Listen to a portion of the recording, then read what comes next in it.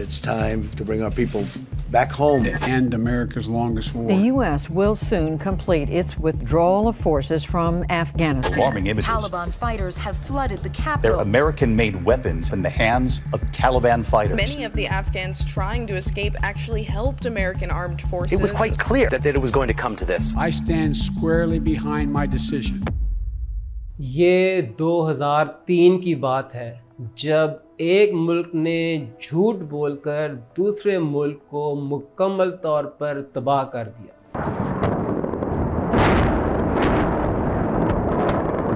اور یہ بات ہے 2021 کی جب وہی ملک دم دبا کر بھاگ رہا تھا۔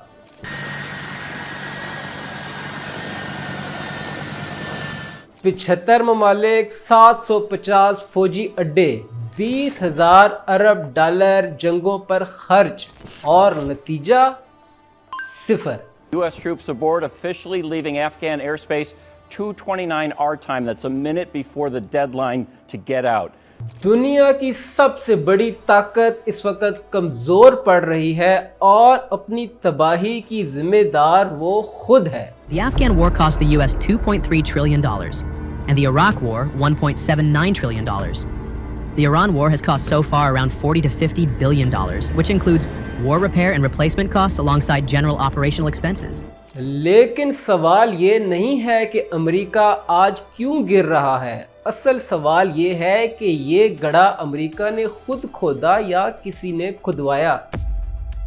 دوسری جنگ عظیم کے بعد جب دنیا تباہ ہو چکی تھی، اس وقت ایک ملک کھڑا ہوا، اس نے کہا میں آپ کا لیڈر بنوں گا، اس نے اقوام متحدہ بنائی، خود ہی اس کی شرائط طے کی، اس نے ورلڈ بینک بنایا، خود ہی اس کا سربراہ بنا، اس نے اپنی کرنسی ڈالر کو دنیا کی کرنسی بنایا اور پھر طاقت کا بے دریغ استعمال کیا۔ لیکن اس لیڈرشپ کے پیچھے اصل کہانی کچھ اور تھی۔ Are glued to their TV screens. It's chaotic. It is a mess. But to really understand how we got here, we have to go back to the beginning. 1953 میں ایران کے منتخب وزیر اعظم محمد مصدق نے کہا کہ ایران کا تیل ایران کا ہے۔ Carried a decree from the Shah officially dismissing the country's Prime Minister Mohammad Mossadegh from office. اس کے چند مہینوں بعد اس کو وہاں سے ہٹا کے شاہ ایران کو اقتدار پر امریکہ نے بٹھا دیا، کیونکہ شاہ ایران امریکہ کے مفادات کا محافظ تھا۔ If you are unhappy that your country makes progress, if you are unhappy that half of the population of your country, the women are emancipated, well, this I cannot help. 1973 چلی، عوام کے منتخب سوشلسٹ صدر Salvador آلندے جب اس نے امریکی کمپنیوں سے چلی کے وسائل واپس مانگے تو امریکی حمایت یافتہ فوجی بغاوت کے ذریعے اس کو اقتدار سے ہٹا دیا گیا، اور اقتدار میں آیا جنرل پنوشے جو کہ ایک انتہائی شفاق آمر تھا۔ اس کے بارے میں امریکہ نے کہا کہ یہ جمہوریت دوست ہے۔ یہ کوئی سازشی کہانی نہیں، یہ خود امریکہ کی سرکاری دستاویزات میں درج ہے۔ En materia de memoria y en materia de verdad, el gran enemigo es el negacionismo. Dice, no, esto no es cierto, esto no es así, esto es una mentira, esto es una invención. ویسے تو امریکہ کا نعرہ ہے جمہوریت، لیکن اگر آپ تاریخ دیکھیں تو جہاں جہاں جمہوریت کا گلا گھونٹا گیا وہاں وہاں امریکہ نے گلا گھونٹنے والوں کا ساتھ دیا۔ آپ پاکستان میں دیکھ لیں، جب 1958 میں جنرل ایوب نے پاکستان کی پہلی منتخب حکومت کو گھر بھیجا تو امریکہ نے اس کا خیر مقدم کیا، اور امریکہ نے کہا کہ یہ ایک مستحکم قیادت ہے۔ کیونکہ جنرل ایوب سوویت یونین کے خلاف امریکہ کا ایک مضبوط اتحادی تھا۔ 1979 میں دیکھیں جب جنرل ضیاء نے ملک کے منتخب وزیر اعظم ذوالفقار علی بھٹو کو پھانسی دے دی۔ My country harkens for me. Why should I waste my time here in the Security Council? I'm going. آپ اندازہ لگائیں کہ کسی ملک کی عوام ایک شخص کو ووٹ دے کے اقتدار اس کے حوالے کرے اور اس کو پھانسی دے دی جائے۔ اس سب کے سامنے امریکہ بالکل خاموش رہا۔ کیونکہ جنرل ضیاء سوویت یونین کے خلاف مہم میں امریکہ کا ایک بڑا اتحادی تھا۔ اس وقت لاکھوں ڈالر کا سامان امریکہ پاکستان کے ذریعے مجاہدین کو بھجوا رہا تھا۔ انسانی حقوق، جمہوریت، یہ سب بعد میں، سب سے پہلے امریکی مفاد۔ 1965 انڈونیشیا۔ صدر سوکارنو ایک قوم پرست رہنما تھے۔ ان کو امریکہ کی انڈونیشیا میں دخل اندازی پسند نہیں تھی۔ وہاں پر ایک فوجی بغاوت کے ذریعے ان کو اقتدار سے نکالا گیا اور جنرل سوہارتو کو اقتدار سونپا گیا۔ اس کے بعد انڈونیشیا میں 5 سے 10 لاکھ افراد ہلاک ہوئے۔ More than 400,000 people were killed by the military in 1965 and the years following. There were also kidnappings, sexual violence and widespread torture. جن میں زیادہ تر سیاستدان، اساتذہ اور عام شہری شامل تھے۔ CIA نے خود ان لوگوں کی فہرستیں بنائیں جن کو مارا جانا تھا۔ دہائیوں بعد دنیا کو اس بارے میں تب پتہ چلا جب امریکہ کے خفیہ سرکاری دستاویزات پبلک کیے گئے۔ Literally a mountain of documents here that ultimately need to be shared with the world and shared with the people of Indonesia so they understand more about this critical event in their past, this traumatic killing of over 500,000 people. آپ عرب دنیا کا حال دیکھیں۔ صدر حسنی مبارک نے 30 سال تک مصر پر آمریت چلائی، اپنے عوام پر تشدد کیا، ظلم کیا، راتوں کو غائب کر دینا، یہ وہاں کا ایک عام معمول تھا۔ اور اس سارے عرصے میں امریکہ مصر کو 1.5 ارب امریکی ڈالر فوجی امداد ہر سال دیتا رہا۔ سعودی عرب ہو، متحدہ عرب امارات ہو، بحرین ہو یا اردن ہو، یہ سب آمریتیں ہیں لیکن امریکہ کے سائے تلے محفوظ ہیں۔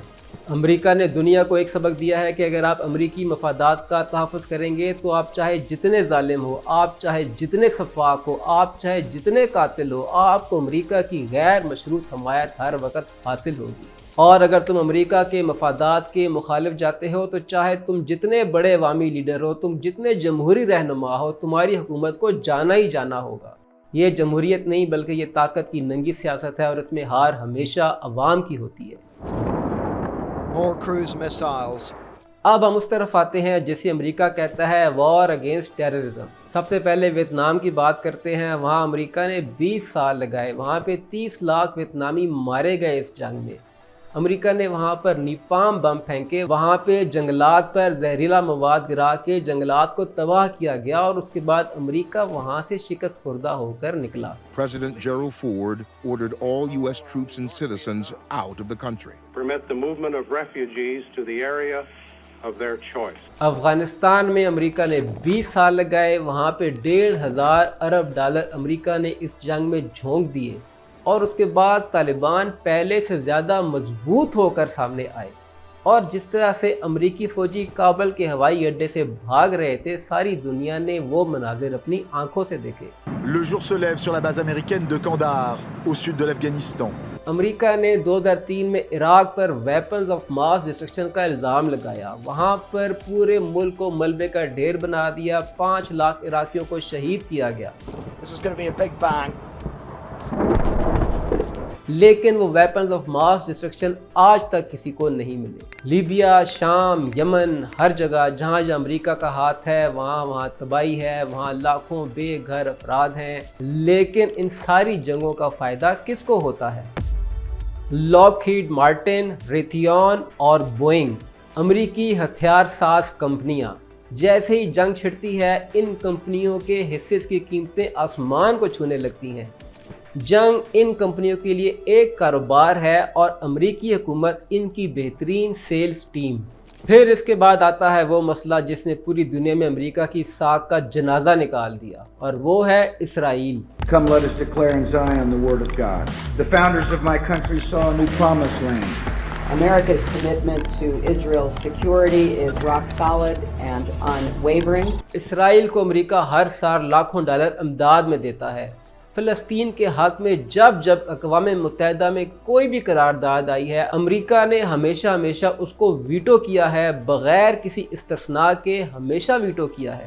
دنیا نے دیکھا کہ غزہ میں ہسپتالوں پر بمباری کی ملبے سے بچوں کی لاشیں نکالی گئیں اور صحافیوں کو مارا گیا، لیکن ہر ظلم کے جواب میں امریکہ نے یہی کہا کہ اسرائیل کو اپنے دفاع کا حق حاصل ہے۔